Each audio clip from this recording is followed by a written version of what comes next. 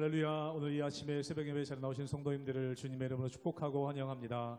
함께 이 시간 기도하며 예배의 자리로 나가도록 하겠습니다. 함께 기도하겠습니다. 하나님, 저희도 오늘 이 새벽에 주의 음성을 듣고자 또 주님의 인도하심 받고자 예배의 자리로 나아갑니다. 우리의 작은 신음에도 응답하시는 하나님을 신뢰하며 나아갑니다. 하나님, 저희에게 주의 말씀 들을 수 있는 영적인 귀를 허락하여 주시며 하나님의 손길 또 하나님의 인도하심을 우리가 깨달을 수 있는 영적인 감각을 회복시켜 주시옵소서. 오늘 주님만 바라보며 나가는 이 새벽 예배 자리 가운데 하나님의 뜻을 발견하며 또 하나님의 뜻이 이루어지기를 간구하며 나가는 귀한 예배의 자리가 되게 하여 주시옵소서. 모든 것 감사드리며 예수님의 이름으로 기도하옵나이다. 아멘.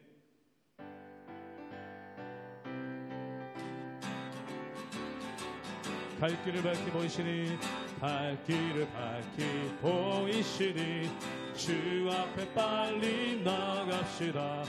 우리를 찾는 그 주 예수 오노라시 갈 길을 밝히 보이시니 갈 길을 밝히 보이시니 주 앞에 빨리 나갑시다. 우리를 찾는 그 주 예수 오노라시네.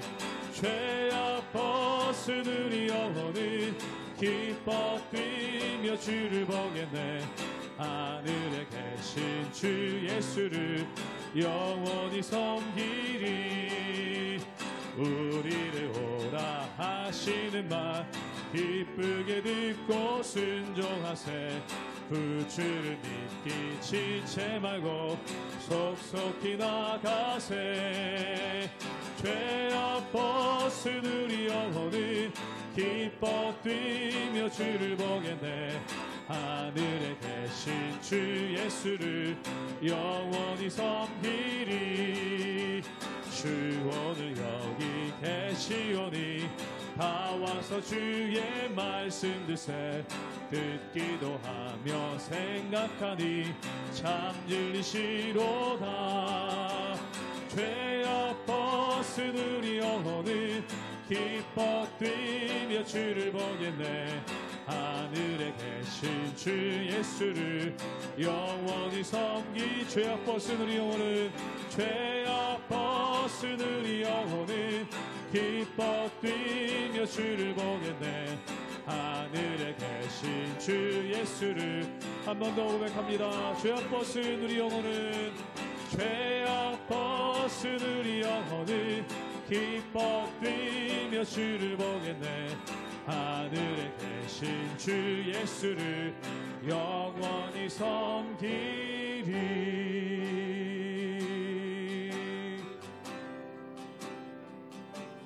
우물가의 여인처럼 난 구했네. 헛되고 헛된 것들을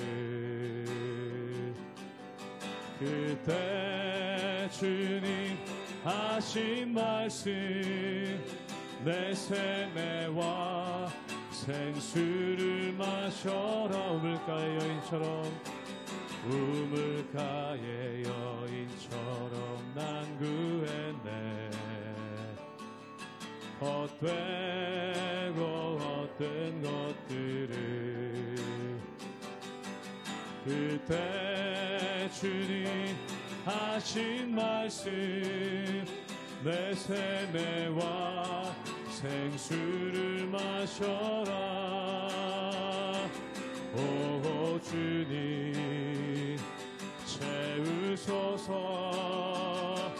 나의 잔을 높이 듭니다.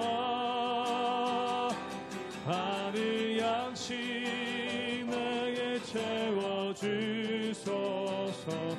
넘치도록 채워주소. 많고 많은 사람들이 찾아섰네. 헛되고 헛된 것들을 주 안에 감추인 법에 세상 것과 난 비길 수 없네. 오 주님 채우소서. 오 주님 채우소서. 나의 잔을 높이 듭니다. 하늘 양식 내게 채워주소서. 넘치도록 채워주소. 내 친구여 거기서 돌아오라. 내 친구여 거기서 돌아오라. 내 주의 넓은 품으로. 우리 주님 너를 반겨 그 넓은 품에 안아주시오. 주님 채우소서. 오 주님 채우소서. 나의 잔을 높이 듭니다. 하늘 양식 내게 채워주소서. 넘치도록 채워. 오 주님 채우소서. 오 주님 채우소서. 나의 잔을 높이 듭니다. 하늘 양식 내게 채워주소서. 넘치도록 채워주소서.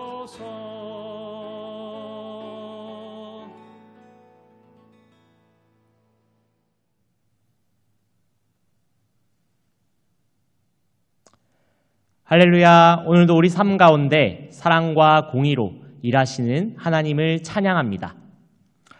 성도 여러분, 칼은 어떻습니까? 칼은 양날을 가진 도구라고 합니다. 칼을 잘 사용하면 우리의 삶에 유익하기도 하고 요리를 하기도 하고 그리고 누군가를 지키는 용도로 사용되기도 합니다. 그러나 칼을 잘못 사용하면 어떻습니까? 심판과 파괴의 행위를 하게 되기도 합니다. 하나님이 가지신 칼도 마찬가지입니다. 한편으로는 우리를 보호하시는 든든한 하나님의 힘을 상징하기도 하지만 다른 한편으로 우리 가운데 죄가 있을 때는 심판과 파괴로 우리에게 다가오시는 분이시기도 합니다. 오늘의 말씀은 하나님께서 친히 칼을 뽑으셨다라고 선포합니다. 그러나 그것은 우리를 지켜주시기 위한 것이 아니라 우리를 심판하시기 위한 하나님의 칼이라고 본문은 설명하고 있습니다. 우리를 보호하시고 우리를 위해 싸우시던 하나님의 칼이 우리를 향할 수도 있다는 것은 얼마나 무서운 일입니까? 이스라엘은 하나님을 버리고 우상을 쫓았으며 언약을 파기했습니다. 하나님은 그들의 죄를, 그들의 완악함을 더 이상 버려두지 않으셨습니다. 자신의 분노의 칼을 들어 징계하시겠다라고 엄히 말씀하십니다. 이 말씀은 단지 옛 이스라엘만이 아니라 오늘 우리에게도 동일한 경고를 주고 있습니다. 하나님은 마냥 좋기만 한 분이 아닙니다. 우리의 죄악에 대해서 누구보다도 싫어하시고 엄정하게 두렵게 심판하는 분이심을 깨닫고 두려워할 수 있는 우리가 되기를 주님의 이름으로 축복합니다. 에스겔 21장 1절에서 17절 말씀입니다.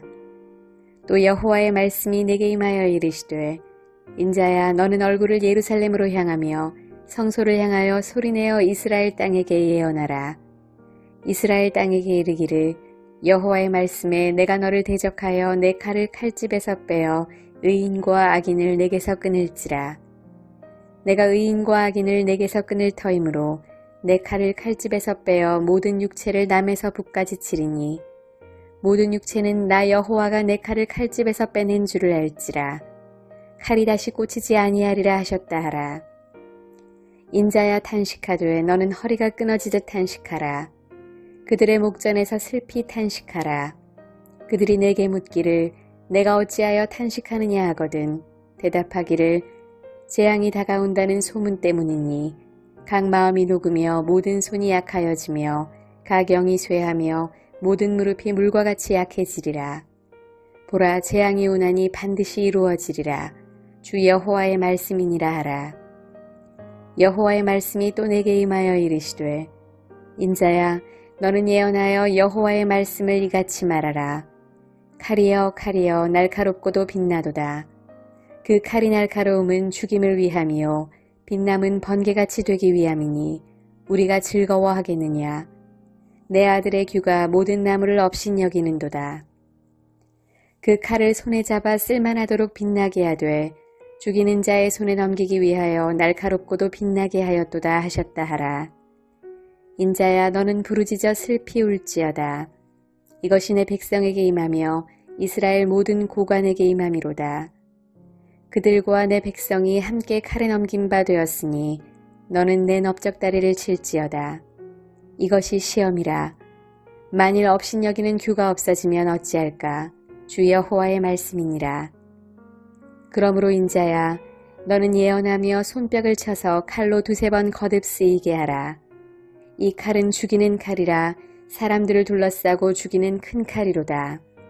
내가 그들이 낙담하여 많이 엎드러지게 하려고 그 모든 성문을 향하여 번쩍번쩍하는 칼을 세워놓았도다. 오호라, 그 칼이 번개 같고 죽이기 위하여 날카로웠도다. 칼아 모이라, 오른쪽을 치라, 대열을 맞추라, 왼쪽을 치라, 향한 대로 가라. 나도 내 손뼉을 치며 내 분노를 다 풀리로다. 나 여호와가 말하였노라. 저희는 계속해서 에스겔 본문을 보고 있습니다. 에스겔 선지자는 바벨론 포로기가 시작될 때 사역을 한 선지자입니다. 당시 유다 왕국이 완전히 멸망하지는 않았지만 이미 바벨론의 통치 가운데 있었다라고 볼 수 있습니다. 그리고 예루살렘은 곧 멸망을 앞두고 있던 그런 암울한 상황이었죠. 그런데 이스라엘 백성은 여전히 자신들이 선택받은 민족이라는 자만심, 자부심에 빠져서 우리는 괜찮다. 성전이 있으니까 괜찮다. 성전이 있으니까 예루살렘은 절대 무너지지 않는다. 하나님이 우리와 함께 하시기 때문에 우리는 무너지지 않는다. 라고 착각했습니다. 이것은 믿음이 아니라 교만이었고 잘못된 생각이었습니다. 21장은 이 거짓된 안일함을 깨뜨리며 하나님의 진짜 심판이 곧 다가올 것이라는 심판을 선포하는 장입니다. 하나님의 심판의 칼이 뽑혀서 북에서부터 남까지 모든 백성을 심판할 것을 말씀하고 있습니다. 또 에스겔 선지자가 슬퍼하며 백성에게 다가올 심판의 두려움을 표현하고 있습니다. 이제 하나님의 칼이 잘 갈려서 날카롭게 됐고 빛나고 있고 바벨론 군대를 통해서 실제 심판으로 나타나게 됩니다. 결국 하나님의 심판은 막연한 말이 아니라 역사 가운데서 반드시 이루어진다는 것을 오늘 말씀을 통해서 볼 수 있습니다.